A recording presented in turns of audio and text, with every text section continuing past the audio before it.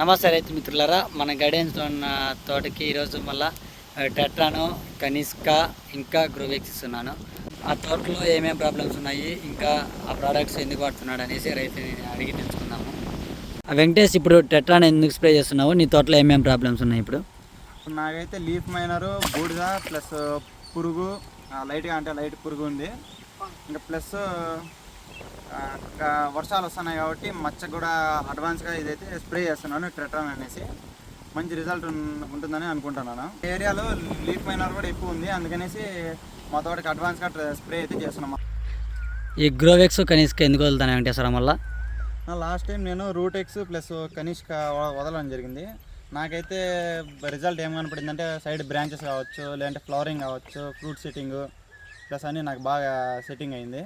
చెట్టు కూడా బాగా గ్రోత్ వచ్చింది. అందుకనేసి నేను ఇప్పుడు గ్రోవెక్స్ వదులుతాను. గ్రోవెక్స్ ప్లస్ కనిష్క వదులుతాను 2.5 లీటర్. నాకు రిజల్ట్ అనిపించింది కాబట్టి బాగా మంచిగా ఉంది.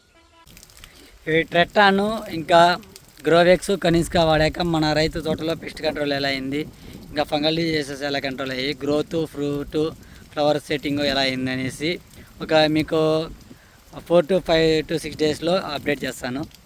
ఈ గడ్డివాము గుర్తుపెట్టుకోండి. ఈ గడ్డివాము ఎదురుగా ఉన్న చాలు. ఇప్పుడు ప్రజెంట్ దీని కండిషన్ ఎలా ఉంది, నేను 4-5 డేస్ తర్వాత దీంటి రిజల్ట్ ఎలా ఉందో చూపిస్తాను. మళ్ళీ అంటే గ్రోతింగ్ కానీ ఫ్లవరింగ్ కానీ ఎలా ఉంది అనేసి.